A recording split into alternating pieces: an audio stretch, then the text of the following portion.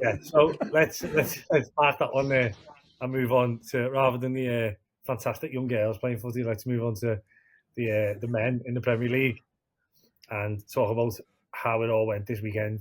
Obviously, Everton are due to kick off in just under an hour and a half, so we won't have any real Everton talk today.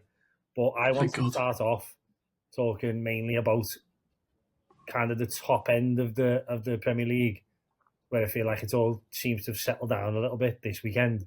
And if you look at the table now, it feels a bit more as it should be, doesn't it? Where you've got Arsenal, City, Liverpool as the top three, as opposed to last weekend where Sunderland and Bournemouth, and I know Bournemouth are fourth, but you know what I mean? That top three just feels as it should be. So my question to you three is, how do you see that situation now? Where is your head at in terms of who's going to kind of make a bit of a run for it now? Who's favourite to maintain it? I don't know. I think it's got to be like the worst quality title race for a while. I feel like a team who loses, what was it, 5 games in a row, whatever it was, they should not still be in a title race. Any other season, it'd be done, wouldn't it? Yeah. I don't know. It seems like no one really wants to win. I think Arsenal look good. Like, I'd be surprised if they messed it up for me.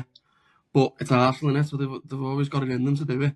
City look a bit better as well. I do think it's probably too far for Liverpool, not even because of the gap, because the gap isn't that big. That's been breached a lot on it in the past few seasons, but it's just they still don't look right, do they? It's just still not clicking. But it's not fully clicking for everyone, really. That Arsenal team wouldn't have won the league 3-4 years ago. Wow. But I can't see anyone else taking it off them. Like, I think the open play thing for Arsenal about scoring from open play, I think they will need to change eventually to see it out. Like, but the defense is so good, and the way they're set up, they don't look like ever concede, and never mind getting beat. I think I agree with Sean. Like City, any other year now would be licking the lips. I think because Liverpool have obviously done what they've done. I said Spurs last week, but then against Chelsea they were atrocious, so I kind of take that back. And I also said Liverpool the week before.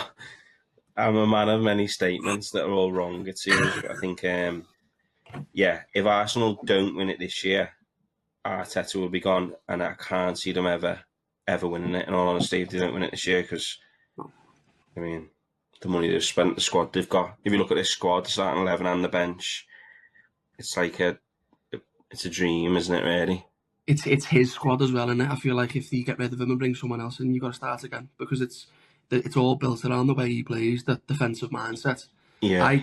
I love that. Like, I know you got that Chelsea record. What was it? I think it was 13 goals, wasn't it, in the Prem? 15. That is a 15. That's beatable.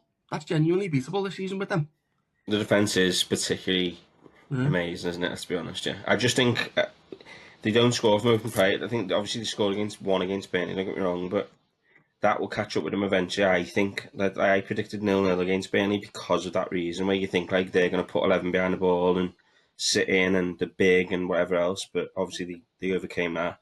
I think Sunderland again will be the similar type of challenge of that, like, you know, everyone behind the ball, score off a set piece, but they do score off set pieces, don't they? So it's like they seem to have a full arsenal of. Hey. You like that? It is probably just a Declan Rice injury away, though, isn't it? Because I know they've got all these players who can win an header in the box, but his set pieces are just ridiculous, aren't they? The whip he gets on them, the precision he gets on them. I don't think it's really down to the set piece coach. It's down to how we can whip a ball in. So if he's out for a few weeks, you never know. He could piece together a few 0-0s and then people will catch up quickly, won't they? But I don't know. There's something a bit more ruthless about them this year. Don't know. There's the year that Liverpool 08 when Rafa did the fax thingy. They drew 10 games that season and lost the league. They only lost twice. And I think there'll be a lot of games this season where you're right, Griffin, like they could drop points just because they drew.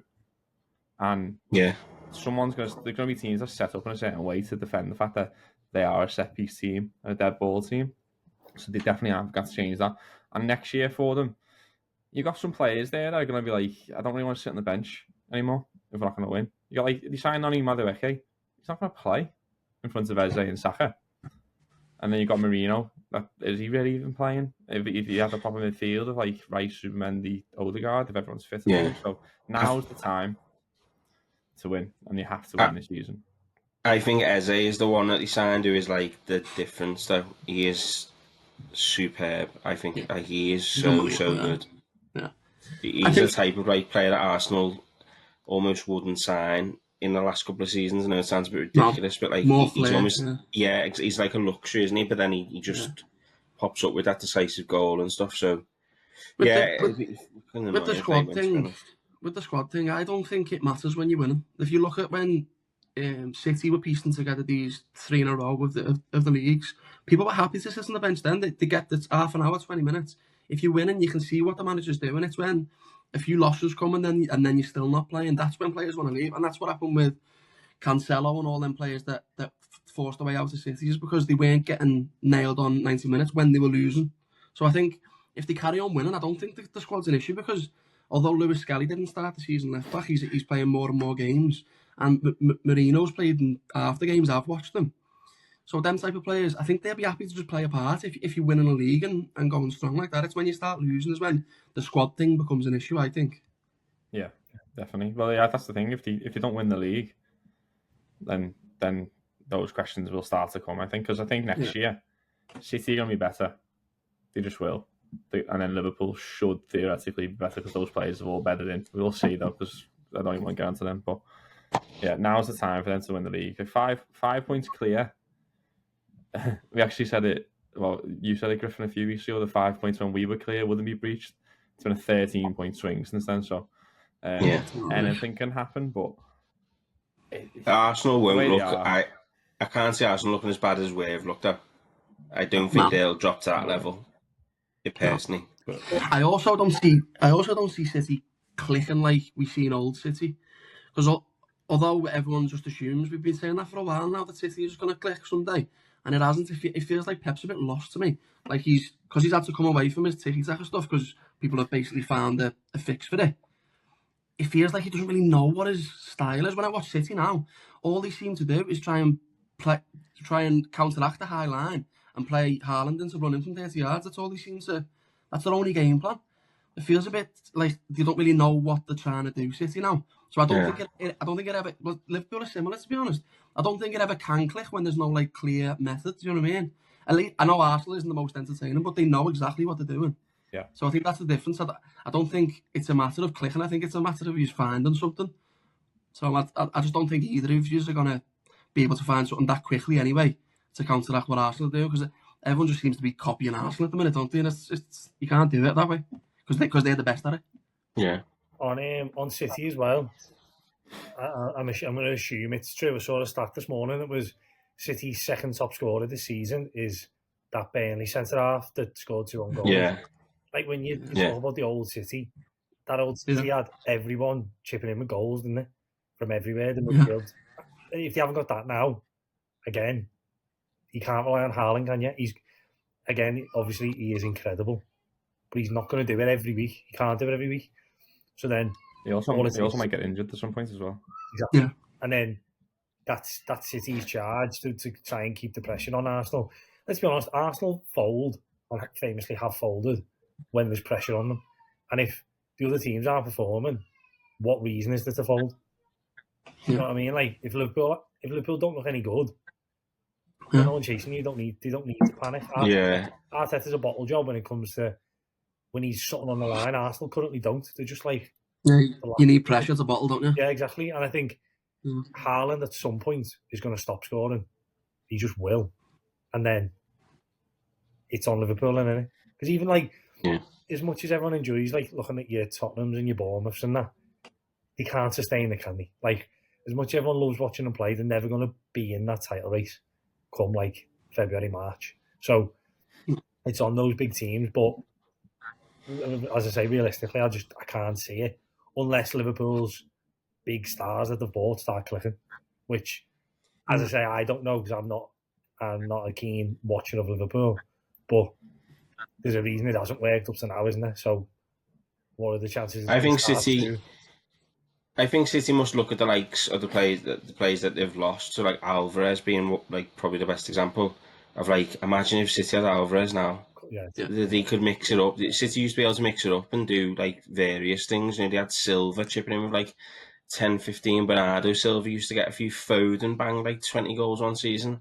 Now, you're right, John. I totally agree with everything you said. It's just the Haaland show. And I actually do think he'll sustain it, as in he could score a goal a game. Me too, because it's built round him, isn't it? Yeah, but you don't win the league without like Arsenal have got Gyökeres or whatever. I don't really rate him too highly, but they've got a full squad of players who you think will chip in. The Rice will probably get 5, 10 a season, you know. So yeah, I think it's I bet the Pep wishes he could go back and look at players like Alvarez, even Grealish, and go, we had it so good at one point. Yeah, it feels like they just lost all creativity in the team. The signings haven't helped because he's like replaced Alvarez with Marmoush, who's a great player, but he's not at all the same player as he. He's like pace and power, whereas Alvarez was far more technical. Doku's similar. He's going to beat a man, but he can't kick a footy. You know what I mean? It doesn't feel like a Guardiola player, Doku. No. He's that's why I feel like he's lost. I feel like he doesn't really know what he's trying to build. Yeah. It's like he realises that he needed to come away from his usual style, and he's built it on kind of nothing. I can't see what they're trying to do when they're playing. I feel like Doku, though, when he brought him in, it was almost like if he'd have committed to that, we could have seen a plan B. We could have seen a different type of City. Doku's great. All, did he? Doku's great. Yeah. Yeah. He's just not Pep, is he? Yeah. Well, if we move further down the table, then, probably the result I wanted to talk about most is, and I'll invite you to do that in a minute, but that West Ham Newcastle game, which kind of, I think for everyone came out the blue. I don't think anyone was expecting West Ham to batter them. But I think that probably says more generally about Newcastle in the current situation, where it's probably made even worse by the fact Sunderland are doing well.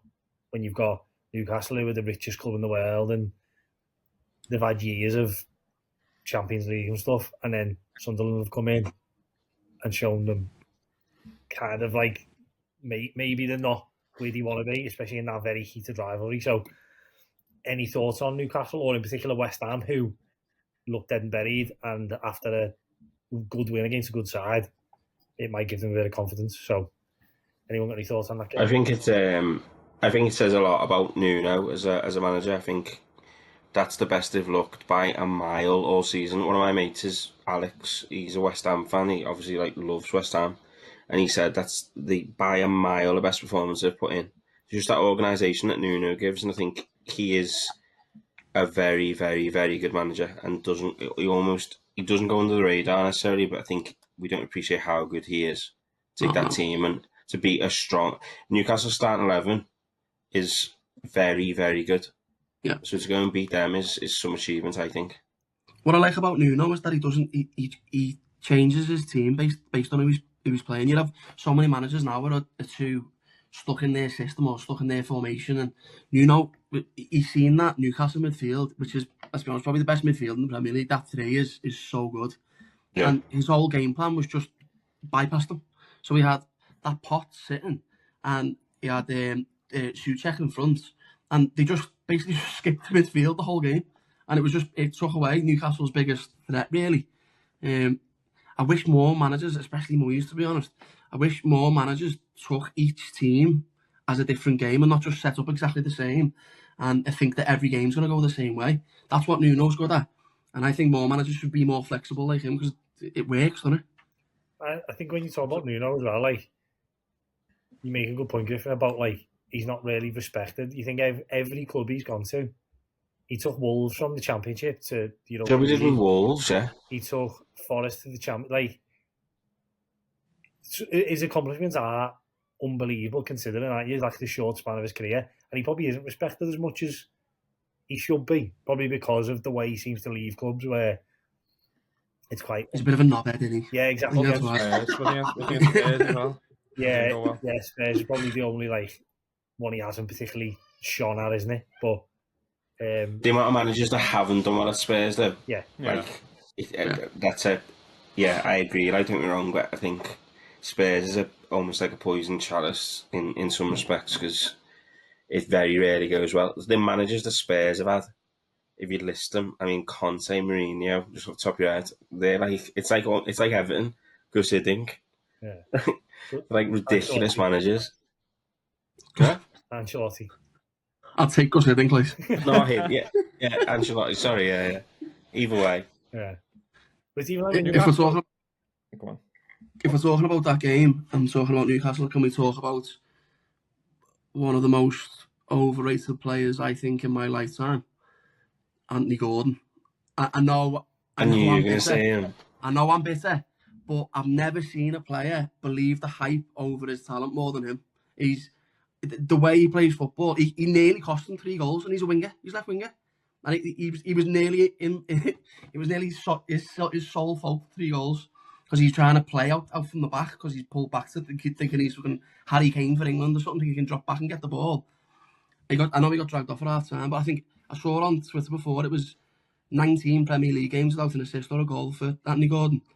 And I've just never been more devastated that Liverpool didn't spend 100 million on a player, because it would have been the most colossal waste of money, even more than the waste of the summer. Because I don't think he's one of the players who is quick and will always be a threat because he wants it done. You can tell that he's got that like snarly side to him, which is great. I like that. But he just hasn't got the talent to back up what he thinks he has. Every time I watch him play now, I'm devastated that bid didn't go in. Max, what's your thoughts on Gordon? Mine, as a Liverpool fan. I didn't want him. I wouldn't have spent. It was the number like Sean just said. It was like 100 million was the talk, wasn't it? Yeah. I don't think he's worth that at all. I think he would be capable of chipping in with like 10 goals and 10 assists a season, but Liverpool need more than that. And that's why I was happy we didn't sign. I think he's a good player though. But... He's a good player. Yeah, he's a good player. I think 40 million was about right. Like, he's a good player. When you've got that much pace and that much tenacity, you are a good player. He'll be a good Premier League player. But it's the way he strolls around the pitch. He's becoming a liability with the way he's playing. He thinks he's going to pick up the ball from deep and take everyone on, and he's just not. He hasn't got that. What I might say is why your opinion might be different, Griffin, is that every time he plays against Liverpool, he's very, very good. Yeah, he is. Very but good. I was thinking, last time he got sent off. Even for Everton, he was as well. Yeah. I was thinking like he's a Klopp signing. It'd be like absolutely superb. I think under like Klopp, like Sadio Mane type, that level at the time, he'd just go through the roof. I think I would have loved us to get him. Not 100 million. Klopp would also have got a player like that and said, "Listen, just stay there. It's your job to knock it past the fullbacks and beat them. That's your job." Or is the tuck inside and shoot like he does? But honestly, the way he's playing now, do you know the way? Don't go back 6-7 years that everyone was having a go at Harry Kane for dropping deep. Watch Anthony Gordon now. That's what he does. Yeah. And he hasn't got an ounce of the ability that Harry Kane's got. And people were telling Harry Kane not to do it. Honestly, I've never seen a bravado on a player. Yeah, it's crazy. Yeah, but Shea Given's better than Harry Kane. So. Sean, what's your views on that? Sean, Shea Given or Jordan Pickford? Well, I love Jordan Pickford, clearly, obviously. And I'd have Jordan Pickford slightly ahead of him. But I was more disappointed with the grief that Shea Given got. You mentioned Shea Given as if he was like a Shea Given was incredible. I know he was. No, I know. I didn't mean to do a disservice. Shea Given, if you're listening, mate, fucking love you, son. Yeah. I thought, but the way he said his name, it was like he was saying like fucking Bowers Mile or something. I didn't know what was going on. No, I was just saying. I think Shea Given's the level, like, very good below like Alisson, Ederson, and that would be a conversation that Pickford would be in below that premium goalie. I love Pickford. I think he's one of the most underrated keepers in the Premier. He gets a terrible rap because of the way he acts, and the way he acts is nuts, isn't it? He's all over the place, but I think that's fair. I think that's fair because Shea Given was great. No, sorry, yeah. He's those good keepers. Controversial. He's not as good as Pickford. Just throw that out there. I think, I would have Pickford over him just because Pickford's so good with his feet. Yeah. And that's. But what you don't know, Sean, is following that, Griffin maintained this in a WhatsApp group he was throwing keepers at me, and he was going Pickford, and he was literally listing so many keepers, and it got to the point where it was like he went back as far as David Seaman, and I was like, you can't even. Sean said Pickford above Seaman. No, whoa. Oh, he's miles better than David Seaman. Right. Shea Given was better than David Seaman. No chance. This is the problem I had. We can't even compare them two keepers. They couldn't be more different, them keepers. No. So what's the point in the conversation? Back then, David Seaman, when you've got to make yourself big, and it's all about like making saves. David Seaman was gay because he was about 7 foot. He was massive. Yeah, he might as well have had rock boards, and I don't think I've ever seen him kick the ball. Really. but in the current game, he wouldn't get a sniff. In the current game, he played the Marine. Like he was a big stiff idiot. Yeah, There's no way exactly. he'd get a game in the current time. Size of his hands. Yeah. Oh yeah, he was beautiful. I'm not saying he wasn't, but he was. There's no way he could play in the current game. There's no way. Exactly, and that was my point. It just got stupid. Some of the stuff Griffin was saying. Again, I think. What also done me head in is that when you were doing the brackets on that episode, you put Edison up with Allison. That offended me. Edison is shit. Yeah. And I know that he plays with his feet, and he's great. He's the best keeper in the world with his feet, but he can't save a shot. There was a period where like everyone was saying he was better than Alisson, though. Which I agree. I agree. Alisson. I think Alisson is better than Edison, but for a long period of time, like he played for Brazil, didn't he? He played for Brazil over. Brazil. Yeah, exactly. But that's because I think that is because that was during that era of playing from the back. And now that era's gone, and Pep even saw that clearly, because now that era's gone, he got shipped out straight away. Because if you're not playing out from the back, he's a liability, isn't he? So for me, he's nowhere near that bracket. Shea Given over Edison all day. Nice. Honestly, never thought we'd champion Shea Given so much. Ridiculous. Maybe title list podcast this episode, Shea Given or Jordan Pickford, episode 2. Yeah, keep going. Or just every new guest we get on, we'll just ask them who's better. Yeah, just public apology to Shea Given this one. Yeah.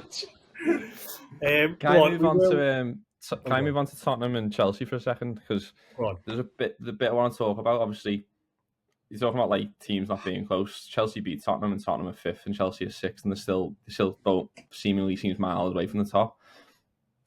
Did you see the moment when Mickey van der Ven and Jed Spence walked off and sort of like didn't acknowledge Thomas Frank? Yeah, what would you want to happen if that was at your club? What would you? I'd want Thomas Frank to go in and bitch slap them, mate. So embarrassing. Even if he didn't agree with the way they set up for the game, honestly, that is so. They'd be gone. Who the fuck's Jed Spencer to question it? He's had 10 games where don't get me wrong, he looks decent, but like, I mean, at any level, any business, any job that we do, imagine. So like, I mean, I work in restaurants as an example. Imagine like a waiter at the end of the night saying goodnight and I'm just completely blanking you. In any job in Tesco, you'd be like, what the fuck are you doing? Yeah. But it just so happens that this is on the Sky Sports, and you see it, and they've just got to beat Chelsea. Fair enough, they looked awful, but it's just Tottenham is such a mad team where the Mickey van der Ven, obviously he's very good, but they think that like they've not done anything to warrant that reaction to Thomas Frank. Sorry, Sean. You did say they're title contenders last week, so maybe they saw that and thought, yeah, we are, Well, maybe they heard me, and that can rub off on people. I do have that effect on footballers in particular. Yeah. But he's always rubbing off the footy players.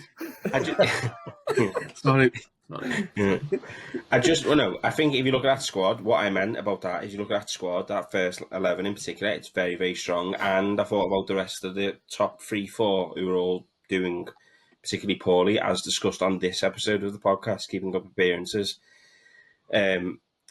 I just think now, like Sean's right, it's just ridiculous to act like that. And like Thomas Frank, I think everybody respects him. Yeah. I think. Well, he's clearly a nice guy, and that's why it annoyed me so much, because I don't think anyone's ever had a bad word to say about Thomas Frank, and they've clearly took advantage of that. But he is a Premier League manager, and if the next game that they're playing, then it's on him. It's on him, innit?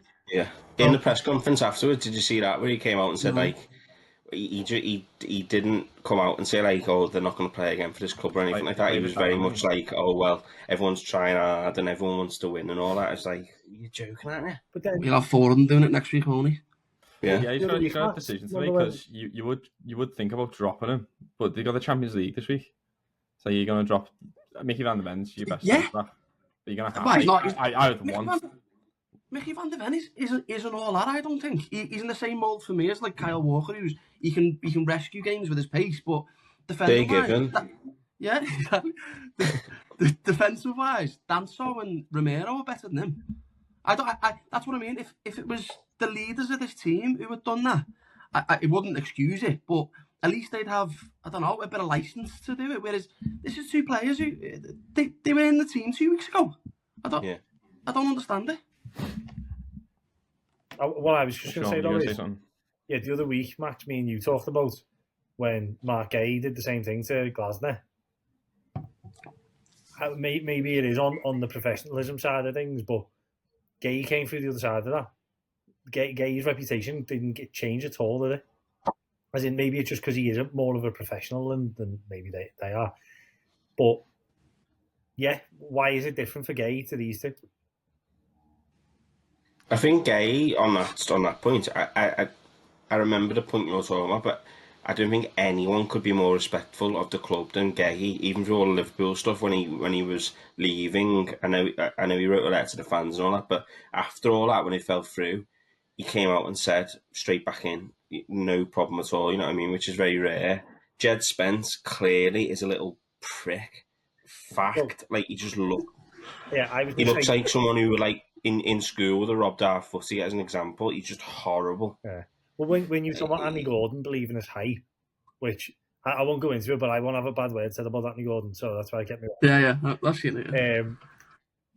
But in the same way, Jed Spencer's always been that, hasn't he? You've never seen a player like think he's the man before he's the man, like Jed Spencer. Like remember when was he at Forest when he came up? Was that's those famous photos of him in the changes and.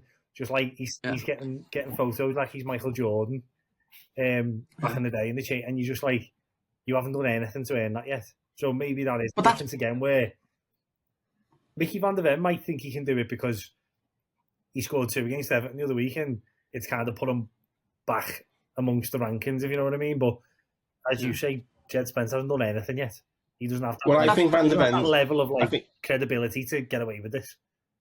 It's a bit unfair on Van der Ven because I don't think he actually swerves the high five. As I think he's just next to Spence, personally. So I don't think it's necessarily all Van der Ven, but Jed Spence clearly goes and just ignores it. Which they're both still walking off the pitch though. They're both walking off the pitch, and what he's trying to do is get them to go round to the fans because I think great. He is like they lost away at Chelsea, and he goes down the tunnel. He hasn't gone to the away fans. Tottenham, no, sorry, it was a draw. At Chelsea, it was 0-0. But it was the week of the whole Eze thing. This game, they've lost at home. They're getting booed by the fans, which is also crazy considering you think they're 5th. And last season, they were 17th. But they've just walked straight off. And they were at fault for the goal, I think. And had 2 or 3 moments where they were both defensively bad and could have conceded another goal. I think the biggest thing is what Griffin said. Who do you think you are? Done, both of you have done nothing in your career so far. Yeah, you won the trophy last season, but after the probably worst season in Tottenham's game 17, game 17, you got absolutely no right to go do that. With Spence, he nearly ruined his career with his attitude, and then he finally gets a chance back. Performs well. He's a good player, but he performs well. Gets back into the team, and does he just forgets what happened in the past? Like the whole reason he had to resurrect his career was because of stuff like this.